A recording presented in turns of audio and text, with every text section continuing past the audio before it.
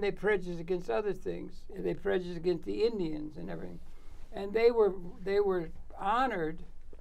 They were honored by the rewarding the highest medal that can be done by the Congress of the United States, the Congressional Medal. Talking, you're taping. Wait a minute, come back. We're taping now? Okay, we got to get our signals right, but okay, apparently we're taping now, so welcome very, very much to Conversations. We're getting started on this program. We've got as our program a guest on this particular program, a gentleman that I'm totally head over heels in love with and have been for about 25 or 30 years, ever since I've known him. It's Reverend David Ben David. Joseph Ben David. Reverend Ben David, Jaoseph Ben David. It's almost a joke that I would get that wrong. I was thinking along another line. Joseph, it's so good to see you. Welcome to the program here in 2016. It's a real pleasure to be here. I always enjoy talking to you, listening to your baloney. Well, they call it baloney in the Midwest. I don't know what they call it in New York. Your provocations and your interest in. Now I'm going to introduce you a little bit. He's a major intellectual and a humanitarian of the highest order, and he's the senior minister, I guess it's called, of the Church of Humanism. That's correct. Which he's been overseeing, and he's a major intellectual. He was a representative. He had to run away from the Nazis in Prague in the Second World War.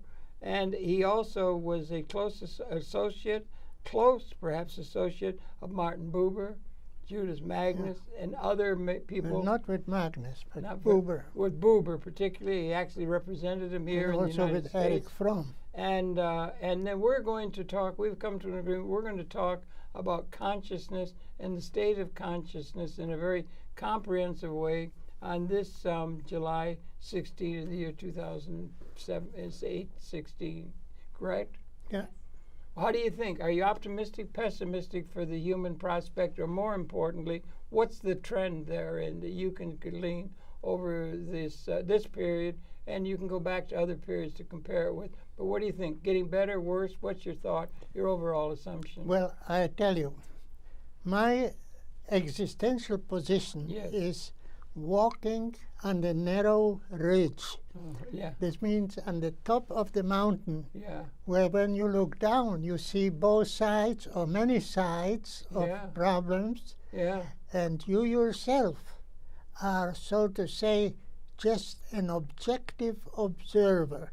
I see. And so you see these terrible things happening on all sides. Yeah. You see? I've had that question posed to me, and I've given other people a model. I wonder if an example that could illustrate that way. Yeah, because once you step down, and you are only on one side, you become a one-dimensional person. One-dimensional. You have a one-dimensional mind, which means you don't see the objective reality, which is multidimensional. Yes, right. See? That's true. Yeah. And you are basically prejudiced. And there's a lot of people in that position. Yeah. I've had people ask me that, and I've had a different metaphor that I've done. And mine is like, picture a great big circus tent, a big circus tent, 5-ring circus tent, and there's a big line going across. You know, like they walk on a tightrope. Yeah. A tightrope's different than the edge of a cravat. Right. It's a little different, right? You're on a tightrope, and you're juggling 16 balls with a bar, or I don't know, you're juggling 16 balls on a tightrope on the top of it, of the 5-ring circus, and there's no net. And that was the state of mind that I've had sometimes. It gets sort of close to what you were talking about, being on the ridge of a mountain. But the point is the same. So what is the trending you see over the more recent period? Well, right now everything is a state of dangerous fermentation. Okay, right. And when there is fermentation, there is very hard to say who will be the winner. There may be both losers. Both losers, that can be, very often that's the case, And we don't know what will happen, and I'm not a prophet, so I cannot predict what exactly will happen, but it doesn't look as something positive will happen if we are in a state of a decline of civilization. You feel that that might well be the case, right? Of course. Okay. When I asked Buber, yes, in one of my conversations with him, what he thinks about the decline of civilization, what can stop it, he said, the only thing that can stop it will be the realization or the awareness of reality, which means when people will be in touch with the objective truth about the existential status of their general human condition. That's a mouthful. They will be able to respond differently than when they are completely, so to say, limited to this prejudicial one-dimensional position. Who wrote One-Dimensional Man? There was a book written. Marcuse. It was Marcuse, right. You know, yeah. But I mean, do you think that we're coming to a time? You have the Church of Humanism, and you have roots of your thinking that go and at least include a good deal of what is called humanism, or not spiritual necessarily reading of things, based upon an intellectual understanding of what's going on and our understanding of what's our place in the universe that we're gleaning over time. You are appreciative of some secular wisdom that's come down. Well, you see, the way how I see it is that consciousness has to do with the awareness of reality. If there is no if there is no awareness of reality, there is no consciousness of truth, consciousness of the objective situation. And what it does is that it has the prejudicial position, has a psychosomatic effect on the mind and the body. And you see, once it has a psychosomatic effect, it puts the mind and the body into a prison.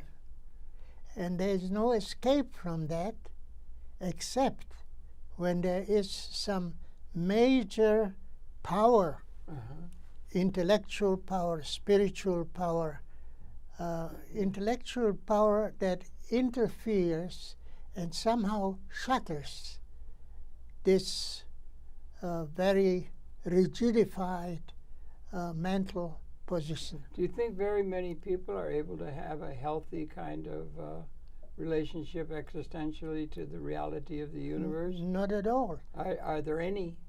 Well, there are some. What is the nature of the individuals that are able to have that, or of the systems in which they are relating to the outside world? Unfortunately, some of these people who were in that free-minded, objective kind of a constellation vis-a-vis reality, most of them were killed because they were social activists, or they were philosophical pioneers who came up with completely new ideas. And one of the most dangerous things was the critique of religion. Well, yes, that's a biggie, isn't it? Yeah. Now it's the critique of politics. Well, isn't there still a question in the minds of a great number of people who do believe in the creation stories that have been part of the human condition? Well, of course, this is, you see, this is the whole thing. Before we had knowledge intellectually of how we came to be in this universe in a secular, intellectual understanding that's emerged in the recent experience, last couple 100,000 years, or, you know. You see, it's the question of the nature of God that people another big word, accept. Now, the tragedy is that when the majority, the billions of people who are using the word God, yes, are using this word erroneously, okay. because what they should use, the word would be idol. Idol. Okay. The God of Judaism and Christianity is an idol. It's a non-existing entity, whereby the real meaning of God would be, in my book, Yes. the creative process in nature. Well, that's it. Yeah. The creative process in nature as God is a major phenomenon. And you know why? Yeah, it does have to do something I with tell you the why. universe. Yeah. Because it has to do with, first of all, realizing that nature has, if from the point of view that I'm trying to analyze yes. it, nature has two aspects, two basic aspects. One is the parasitic and predatory, which is natural, and the other is the creative. Now, what is the predatory and parasitic? Well, that you can understand. It's without any kind of larger spiritual context. or intellectual influence to change this.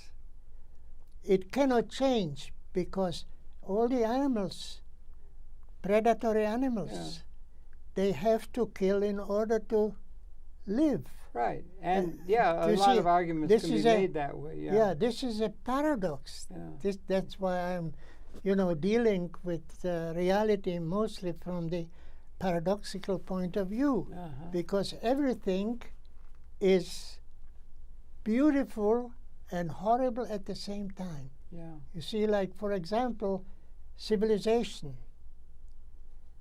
There is nothing more beautiful than civilization. Look what we have now: airplanes and computers and medical advances and so on. I'm partial to at the same time, we have, wars of millions of people being killed and tortured, and dictators all over the place. With the tools of weapons created by the civilization itself, fighting against another idea. That's why everything is paradoxical. Yeah. You see, if science is used for the advancement of humanity and advancement of, so to say, the existential status of mankind, humankind, within an even larger ecological order. But then science can be used for destruction. Who needs the atomic bomb, the nuclear bomb, nuclear weapons, hydrogen bomb that can destroy the world many times. I don't think it can destroy the world, Joseph. The hydrogen bomb can do... well, with all due respect, I've thought about it quite a lot. I don't think it can destroy the world. There would be microbes and everything. But it seems to be, the modeling shows that finally, but only since about 1970, the weapons that have been evolved by man's ingenuity to, fight realpolitik and the basis of the nation states, that apparently the weapons collectively are species lethal to the Homo sapiens species. We can eliminate with the weapons, if they're unleashed in a spasm of hatred, as they have been, and prejudice and ignorance, we can stop we can eliminate the Homo sapiens. We can't eliminate even life. There would be life microbes that pick up a few. Yeah, but they are saying that cockroaches will survive. We can't destroy the world yet. We may come up with something, but we can't do that yet. But we can destroy our own species. And that's new in our lifetime. Absolutely. Yeah. Absolutely. But I'm just saying that's a new existential reality, right? Could I ask you? That's a major question, and then also we have a great case. I'm glad you said a good word for civilization, because I think civilization is the marker of a great many putting aside the spiritual questions or the larger issues that are tried to be done with our creation stories and so forth, just seeing the world in objective materialistic terms and everything. We have a civilization has made the material living existence or the capability of providing living support or life support for the human population much improved over the historical condition. It was very, very grim, the existence of humanity throughout most of our tenure on Earth. You didn't know which of the children you were going to let die. Most of them did die within a very short period of being born. You were at the prey of large animals that could hunt us and hunt us down. We didn't have a capability. Now we have clean drinking water can be brought to everyone. Sewage can make our streets and so make our system. You know, the advances of civilization are such that the material living capability can be extended to nearly everybody in a way that it never has been able to be done by its own capability. It is a life support capability that is growing to greater numbers of people, can be halves and comfortably halves by the fruits of civilization, equal to the destructive capability of the weapons. It would seem in our lifetime, those two things have both come to a juncture point. Well, piercing through all the issues that you are raising, which is a huge complex. Well, the one you set up, yeah. I would like that to use three basic factors. Okay. And they are economics, yeah, religion, and politics. Well, those are three biggies. Yeah. yes, right, yeah. And, you know, when it comes to economics, the main issue there is totalitarianism.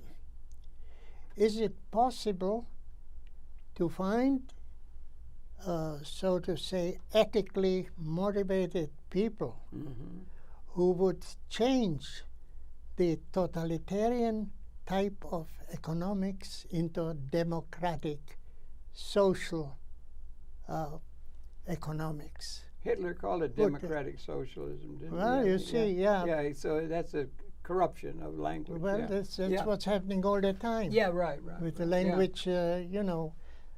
So that's also this issue of God. That's a corrupt use of language. If Christians or Jews are calling this idol God, they shouldn't call it idol God. They should call it idol, but they won't because they want to, you know, be in a superior spiritual and political position. Yeah, that gives them a political edge to have that. Our God is bigger than your God. Yeah, and we have the truth. Actually, the basis for national identities. Yeah. You see, when I'm thinking about Germany, or more just God, they would say, or correct in terms of the ultimate reality. See, I lived in Czechoslovakia when it was occupied by Hitler, by the Germans. Right, I remember, And what was the main, so to say, way they were expressing a German existential being? They called it Deutschland, Deutschland über alles. Yes, right. Yeah? Yeah. Which is the megalomaniac idea of conventional religions who think that they are messianic. Yeah, right. They can be doing a messianic. That's right. But in actuality, they are mediocre and prejudicial. Yeah.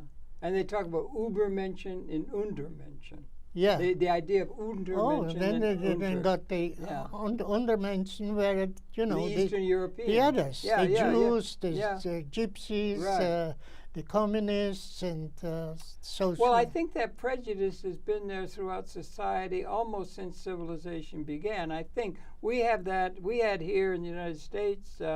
Well, we had the Enlightenment, you know. Yeah, would you believe that when I heard Martin Buber speaking yes, please, when I was 11 years old. Is that right? Right, okay. And he spoke at that time on the subject The Prejudices of the Youth. Did he really? Yeah.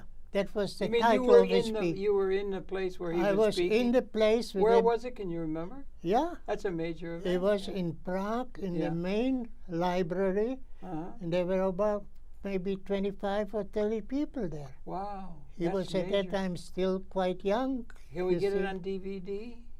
Oh, no, there was no DVD. If only we could. I know I'm making a joke, my brother. Yeah, yeah. Oh, but if we could. Right. You know what he said? We could get Caesar. You know what is prejudice? What? When you form an opinion without knowing what actually is the truth behind this opinion. Right, well, the truth's a big word again. Yeah. Can you remember how old you were then? 11. You were 11, sorry. I was a young boy. And you were in a thing with 20 people who have given thought to a master like him. Yeah. Who you must have given some intellectual thought to the purpose of universe and so forth, to be in the presence of such a giant. Well, I was... At age 11, were you able to encompass what he was saying? You see, I was very fortunate because at the age of 11, I was a leader. No, I was in a group of Zionist youth. Okay. And we had a leader there with the name Joseph Basovsky, who was teaching us things that were unbelievably advanced in relation to our age. How was that coming? What about the family? Was it coming out of a family? No, not family at all. Not family. You just sort of gotten in with from there. Yeah. He taught us about psychology. Yeah, well, how did you get in the association with him, or in that kind of mindset yourself? Well, because he was, you know, like a very enlightened person. And you happened to come into association? Yeah, and I studied at that time. Oh, you studied at age 11? The first, yeah. You were in a gymnasium or something? Or what? The first. I'm saying you were in an advanced position over a great number of human beings who were not at 11 years old been able to handle what the man was saying. Well, we all were. All were very much influenced by the educational. The 25 in that room. Yeah.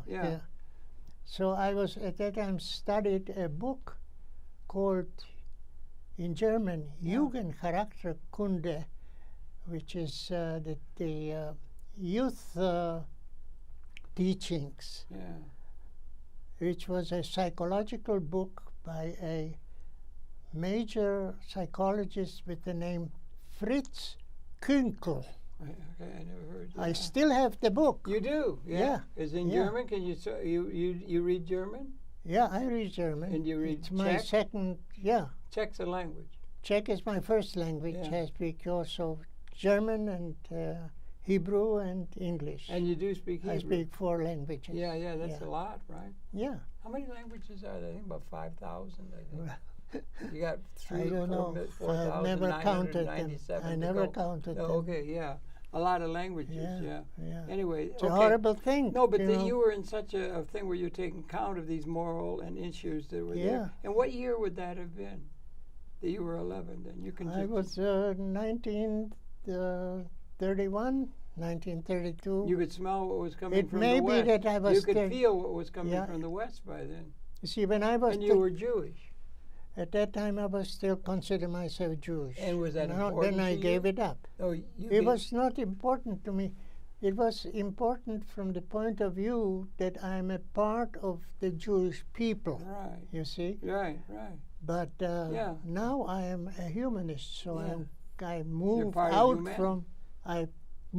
out from the narrow national or ethnic framework, social framework. And entered the universal framework of life. Wonderful. So it's quite different. I think that's the best place for one to be if they can manage it. Well, because there's a lot of things that want to force people into a narrow we against them.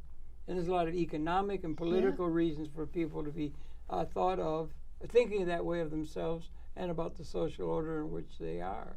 I mean, that's part of the human condition, the way we can read it, the nationalism and the narrow thinking. Absolutely. And we need more comprehensive thinking, really. Would you agree? And Mr. Buber, how did you happen to be in the room? What is your recollection of that? Was that a passing thing that happened? No, I remember it like today visually. Were you in visually. association with him? Was he there in Czechoslovakia? How did you have to he be was in Czechoslovakia. He's such a giant. He lived in Czechoslovakia. Of a philosophical giant at the age of 11 was a great, what they would say in Yiddish already, mitzvah, or a great gift.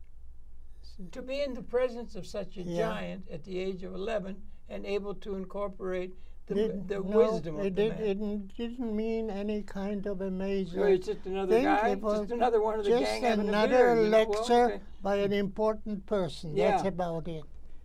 You know, I was not aware at that time about the magnitude of his totality of, philosophical outlook. When I was later, and then I studied his book that was entitled 3 Speeches About Judaism. Okay. Where he's talking, very important. Yeah. Where he's making an unusual statement, which is never mentioned, saying that the Jews are the best and the worst people at the same time. The best and the worst on one hand so and on the other, So it was a paradox. Yeah. It was a, very... and this thing influenced me a lot because there was a cleavage. There was a very strong division in Judaism and Zionism. Okay, let's talk to that, and we can talk. We can bring it over to the situation in the Middle East now. Just a little bit. Yeah. Okay. Yeah, I understand. Yeah, but this is. And that was, there were 2 kinds of people. On one side, there was Zeev Jabotinsky. Who was a Weizmann. Yeah. Jabotinsky was a radical militarist who wanted to usurp Palestine from the Palestinians. Yeah, he knew you were going to have to do that. And he said it will be terrible, and you got to be out. The way we encountered the Aboriginal population of North America. Now you have to understand mow them down. That as bad as he was in that sense, he was reacting to the horrible anti-Semitism in Europe. Okay, yeah, you see? Yeah, so that he was doing something, he was doing something that was from his position good. The highest good, actually. He was trying to save the Jews from the persecution of Hitler. Of course, he didn't succeed. And, and the world wasn't listening enough to that threat or reacting to that threat in any kind of effective way, right? Right. Yeah, it was but horrible. So you had this Jabotinsky and Chaim Weizmann. Yeah, right. Weizmann was the politician. And then you had another side, and that was Judah Magnus and Martin Buber. Okay, yeah, right. You see? They were in Israel then, or they were in what was was already in 1922 in the Congress. They were, clashes and so on. Yeah. Buber, for the first time, was introducing his major idea, which was that whatever the Jews will do in Israel should be a fulfillment of the prophetic ethics. In other words, it was something that was not a part of the historical development. Well, okay, yeah, you see? Right, yeah. In the normally seen way, most of the world read geopolitics. Yeah. Because when I met once Ben Gurion, who was the major, person. I met him because I was. At that time, a conscientious objector, but I was also in the medical corps. Yeah. inspector of the Israeli army. Yeah, I remember. So I met Ben Gurion, you see, and I asked him, what are we going to do now that we have the State of Israel? How are we going to apply the prophetic values and, make them to a part of our everyday life? And he said to me, as a matter of fact, I was talking to him in his office. He jumped from the chair, threw his arms in the air, and said, nothing, we will do nothing. We will tend our own garden. So I knew that that's the end of the Ben Gurion, of the Martin Buber kind of Zionism and Judaism that is geared towards the establishment of a state to protect the Jews themselves. Which would be to protect. Yeah. So you see, in the meantime, things happened that solidified the situation in such negative way that there is a ongoing state of war, an ongoing state of mutual hate, leading not just to a terrible insecurity. Jews in Israel today are being stabbed by Palestinians and so on, but actually to the establishment of a much more drastic and radical kind of opposition, namely the Islamic State. Yeah, ISIS. You see? ISIL, ISIS, yeah. So I cannot get involved in that at all, because if they messed it up in such a way that something like this is happening, they have to solve it. They have the power, and if they don't do anything about it, I don't want to have anything to do with the Arab-Israeli issue. The Arab-Israeli issue is now a matter of a historical kind of solidification in a very negative, or if you want to say paradoxical way. I mean, there are now 6 million Jews in Israel. 6 million Jews were killed by the Nazis, but 6 million Jews are now in Israel. Is that good? Is that bad? Well, it's both. It's paradoxical. You see, but it's paradoxical from a negative point of view. Yeah, and yet as we look at the news, it's very much part of the news. Yeah, and we don't know what will happen. And we've had a world other than the world of the megalomaniacal Adolf Hitler and his anti-Semitism that was so barbaric, so one wants to know where that came from. And you have the nuclear war, nuclear weapons in Israel, and you have nuclear weapons in Pakistan. Yeah, I know. Pakistan, I think they have a couple hundred atomic bombs. But what I'm trying to get at is that to see that there were things going on in the world other than Jews or Hitler even or Germany. There was a whole organization of Western. It was only I was jokingly with you that I'm an Anglo-Saxon. I mean, it was only the British who was able to set up, out of the Enlightenment in Europe, a empire that was the whole world. They set it up. Even Rome, nobody could ever do that. Silk Road or anything. They set up a Western-based imperialism of the world and set up what they called colonialism of the whole world, trying to bring the Enlightenment principles to the world, thinking they had a great message to do that. And that came about quite apart from the fact that they were able to impose their power on India with the Gatling gun and with power and realpolitik, and it was whoever had the biggest club, which seems to have ruled throughout a good deal of the human society, whoever had the biggest club could hit the other one on the head, win, have soldiers. Soldiers set up a Praetorian Guard around them, create stories about their uniqueness, and then have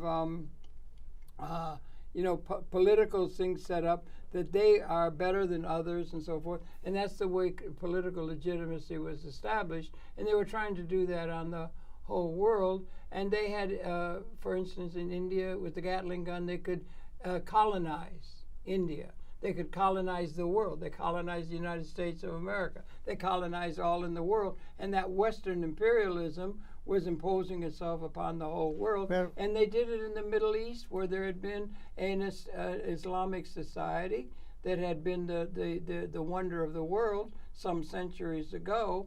And they thought they could impose that upon the Middle East, the wisdom of the West. Yeah. That is the winner. We're the winner, and particularly we won the war. And so they did that. So wonder the whole enterprise for the establishment of the State of Israel, looking back to the history of the Temple Mount thousands of years ago, drawing upon some things about when there was something to do with that. In a modern era, they're saying we can now go and make a safe place for them in the middle of this Arab or Islamic world, and they thought they could establish that their principles there and conquer, like a colonial power, the area. And the establishment of the State of Israel was that colonizing a power of the Western model that was been imposed upon that area, and they thought they could get away with that, and they seem to have done it. The State of Israel is now beyond any reproach. It's the most powerful lobby in Washington, and they are established in themselves beyond all recognition, and that has to be part of the overall geopolitical context of the Middle East. Well, what you are talking... And it doesn't seem to come up. They just fight against each other, the other's countries. Sure. What we are talking about is the connection between militarism, when you are talking about colonialism. Well, it's the history of the world, really. Right. Whoever's got the power can just rule. Well, what you are talking about as colonial, in terms of colonialism, is the connection between militarism and economics. Well, no, yes, indeed. Yeah. And then, well, yes, but it's power. Well, Who's of course got the power? Whoever has the power can hit the other on the head and win. They've now hit the other on the head in the establishment of Israel. In a colonial way. They have a colonial attitude toward that part of the world. They're wogs. Well, that's right. Yeah. But or the British called them wogs. You understand? Lesser people. That's why I don't want to have anything to do with it. Well, no, but it is there. What I'm saying is there. Of course it's and there. Can it be discussed in those terms? Or is it all good? The United States is all good, and they're all good, and the supporters of Israel are all good. That's all good, and the bad is all on the other side. Or how do we deal with it in realistic terms? I'll tell you. And what lessons can we learn from Mr. Well, let's talk about the power. Martin Buber. Let's talk about the power of religion. Or the power and the destructive power of religion as it can be. No. You want to talk about the positive? Okay, let me tell you what I think about that. Mm-hmm. When it comes to religion, there are two kinds of religion. There is organized religion, and there is personal religion. Now, the personal religion is a very powerful factor. Personal religion is the individual feeling and opinion about the highest. Yeah, right. You see? Now, if this is multiplied by the billions of people, it is a power by itself, and it is a spiritual power. I'm trying to understand the words. I don't quite understand the words, being a secularist. I don't understand what the words are. Those are make-up stories. The religious basis are make-up stories to give people a sense of identity beyond our being able to understand it objectively and scientifically, like we're coming to do now. And there's a clash between the reality, which is coming to be revealed to us through science and the Enlightenment and intellectual understanding. When we were in ignorance in the past, we had to have creation stories to give us a sense of a purpose. Well, that's, related that's to the why universe. we need a religion which will be based on rational, emotive, and intuitive. What happens if you come up with rational motivations? What if you come up with rational, intuitive thinking that is reasonable and understandable and checkable and all of that, and then it comes up and says you don't need anything called religion at all, nothing beyond that. You could just say there's synergies going on and so forth, and there's some mysteries and things you can deal with that, but you don't have to have the made-up stories of the religion then you that they fight over. Then you are talking as an atheist. Well, that would be an atheist, yeah. Atheist, a secular atheist position. Well, no, because an atheist position is absolutist. It isn't absolute. There is a synergistic. We understand the universe is synergetic. There's behavioral systems unpredicted by the sum of the parts. It's a maturing process. Evolution is a very 99.999% of all species that have ever existed have gone extinct. Well, that's why it's an evolving situation. That's why I created the Church of Humanism. Okay. Oh, well, that's different. Then, by all means, I know. If it's if Joseph Ben David has got to be good. Well, the only thing that I could do. Yeah. Well, you can stay away from taxes. Is what I was able to do. Okay. Well, that's true. Congratulations. That's congratulations. Yeah. You cannot do what you cannot do. Yeah. Right. Right. And the only thing that I could do in those terms was to introduce a new religion which would not be based on superstition, irrationality, prejudice, and all these very negative motivations. And there's a place for Mr. Buber in that, I think. Well, Buber would be certainly one of them. Yeah, he would be better than... He would be one of the great people because what he came up was the I-Thou dialogical relationship. Great idea. Without this, book, you cannot, you know. Right. And it's... Fair enough. It's an idea and it is quite complex. Yeah. See, he is explaining the I-Thou relationship as a total existential relation in a objective, in a very real way, you know, between people. Yeah. It's not just talking, but it's existentially relating to people. Yeah, existentialism is another thing. He would be an existentialist. Oh, he would you say? Sure, an existentialist. Who are the other existentialists that it's worthy of having in the hopper? Historically, I would include Nietzsche. Nietzsche, really? Okay. Yeah. Superman. Well, Superman was not his main idea, but his idea of accepting reality as such. For example, when he says, God is dead. Yes. Okay, one of his major. Right. What did he mean by that? Well, maybe along the lines I was talking. You know what he mean? No, I don't really. No, please. Yeah. He said, God is dead because you killed him. Yeah, right. Yeah, right. Which is already a major thing. But God is the thing. There's an ultimate. They were reaching for an ultimate something more than the sum of the parts. Well, he was, and that's understandable. It seems universe is that way. We would want to be. The term synergy has been coming into the modern language. Cynicism. Synergy. Synergy is coming. Bucky Fuller. Right. He used to try and introduce to a group of intellectuals the word synergy. He'd give it to 1,000 people. Yeah. Nobody had heard of the word. Now it's on everybody's lips. The behavior system's unpredicted by the sum of its parts. It's a resonancy more than the sum of the parts. So that's a concept that comes out of intellectual understanding of something more, that there's something emerging properties. It comes out of technology of computers and everything. There's an emerging something more than the parts.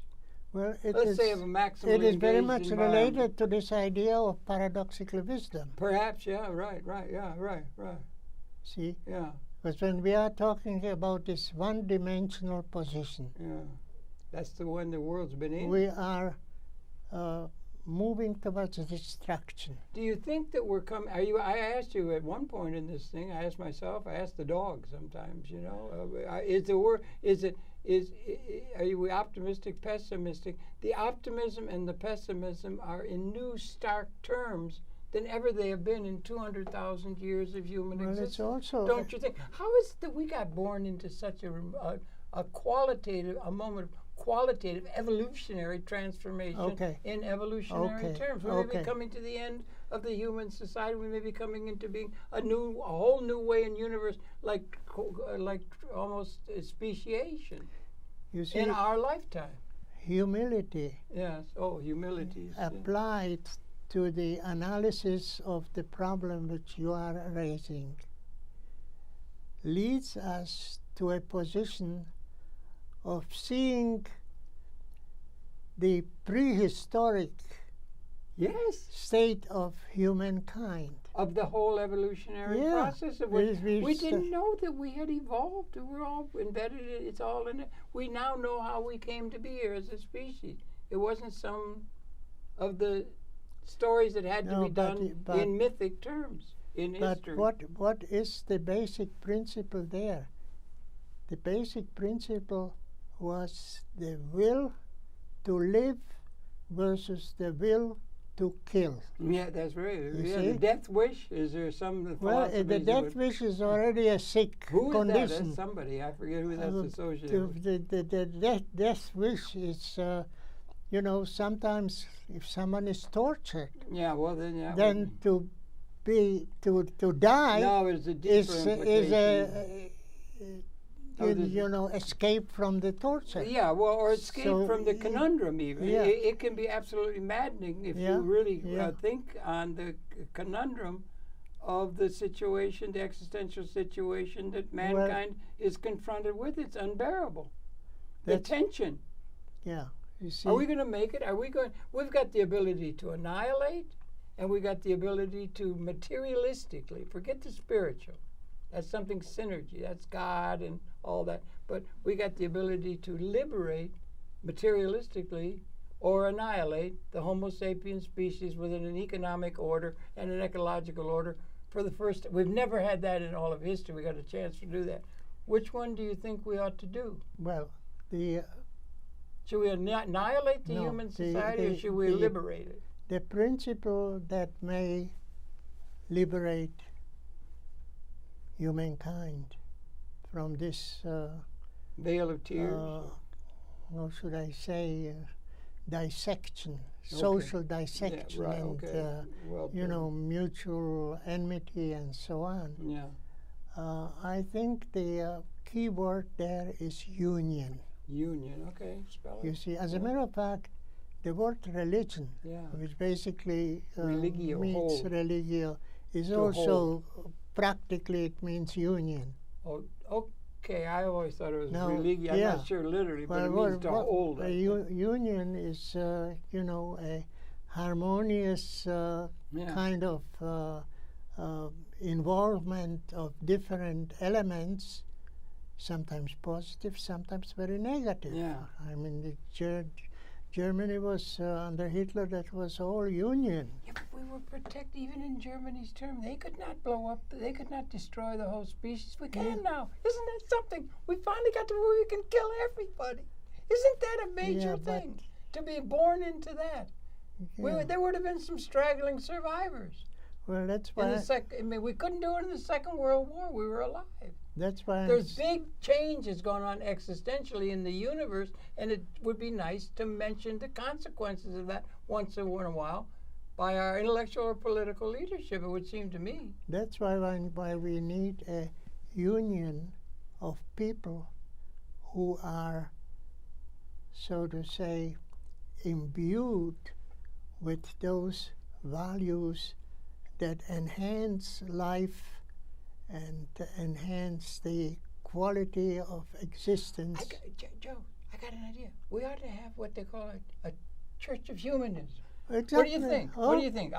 I'm saying. I know we ought to do it. Somebody ought to do we that. need a big. Somebody ought to come up with that. And we need a big Church of Humanism, yes, which would big not church, the big church, without Yeah. a totalitarian grip on society. Yeah, I think you've been working toward that all of your life. So it would be a contradiction. Yeah, I know. It wouldn't be a Church of Humanism. Yeah. It would be a Church of anti-humanism. Yeah, right.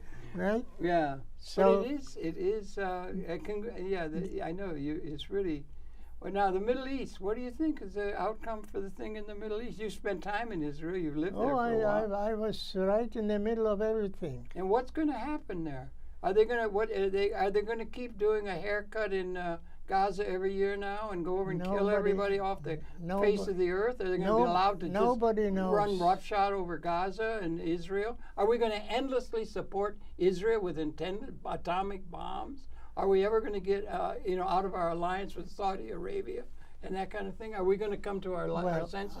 United States? Are we going to get AIPAC put back into place where it belongs in terms of the lobbying of the Congress? I would not deal with the Arab-Israeli issue or with the Palestine-Israel issue out of context with the general historical development. Okay, we got about 7 minutes. Could you set it all straight in the 7 minutes? What's going to happen vis-a-vis Israel, the Middle East, the Arabs, United States, a matter of fact, AIPAC, and the American geopolitical position in the world?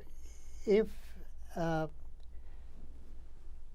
intellectually and politically influential people will do something that will really enhance peace in the Middle East, it may save the world from this decline of civilization and from the possibility of something more horrible happening than 9/11. See? Yeah, well, the horror goes right over to, let's say, wiping everybody out. It wouldn't be anything rational, you understand? Right, of course. Nothing rational, but Probably we're still doing these things irrationally, supporting people that we shouldn't be supporting. I mean, an enlightened system, collective system. We thumb our nose at the UN. We thumb our nose at all kinds of things. And go ahead. I'm sorry. Yeah. Well, you see, if there were some kind of a central organizational and social entity that would influence the political status of the world, and if the enough, the really moral, and not the moralistic, they could caucus in your chambers. So we have of to the have, Church of Humanism. if we can get people who are influential, that means who are financially and intellectually capable of doing things. Right. Well, that you see, and if we can unite them in this Church of Humanism, or if you whatever, can unite them, even if you want to call it something else. Yeah. But Church of Humanism seems to be the best name for it. I think it's a good one because it. If you got it trademarked. No trademark. No. Okay, yeah. So that is a possibility. But to be born into that time, that's literally that's before us, and it would call for wisdom. Well, and for vision. I have written 2 articles. One is entitled "The Next Step in Theological Realism," which is talking about a God that would be acceptable to people who are otherwise atheists. Oh. Well, I want to read that. Is it on your site and everything? No, I didn't where publish you got it. Hidden in some I didn't publish it because I don't want people to tear it into pieces. So I have it only. I give it only to people with whom I have a positive relationship. What do I have to do to get it? What do I have to do to get it? I will send it to you. I need it. I need it. I send it to you, but you have to promise that you won't tear it apart. No, Tear it apart. You can do tear it tear it apart. apart. Yeah. I'm not afraid. I don't think No, that you will tear it apart. We should have that coming up all over the place. I think you will like Those kind it. of things should be coming all over the place. Yeah. There should be some things coming, ideas coming up all over. And then based upon this kind of I thinking. written another article that is not yet completely finished. I'm still editing it. Yeah. Called "The Drama of